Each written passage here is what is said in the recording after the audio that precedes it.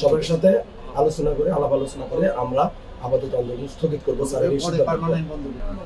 এই উপদেষ্টা এবং অন্যান্য সহকর্মী সবার সাথে আলোচনা করে আমরা একটা সিদ্ধান্ত উপনীত হয়েছি, এখন থেকে রেস্ট প্রথা থাকবে না আনসার।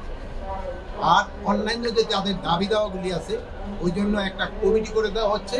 এই কমিটি পর্যালোচনা করে আমাদের কাছে পাঠিয়ে এবং তা আমরা আন্তঃমন্ত্রণালয়ে বসে একটা সিদ্ধান্ত নিই। যেহেতু একটা কমিটি হয়েছে, এটা বিচার বিশ্লেষণ করে এবং এটা যেহেতু আরো অন্যান্য মন্ত্রণালয়ের সাথে সম্পর্কযুক্ত এবং আমাদের একটা জাতীয় সংকটও এখন চলতেছে, বন্যা সংকট চলতেছে, আমাদের কিন্তু অনেক দিকে কাজ করা লাগতেছে।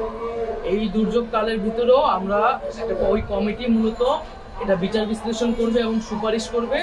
সেখানে আনসার বাহিনী, আনসার ভাইদের যে যত সমস্যা আছে, তারা যে বৈষম্য এবং যে সমস্যাগুলো তারা ফেস করে সেগুলো নিয়ে আলোচনা করে একটা যৌক্তিক সমাধানে আমরা পৌঁছাবো।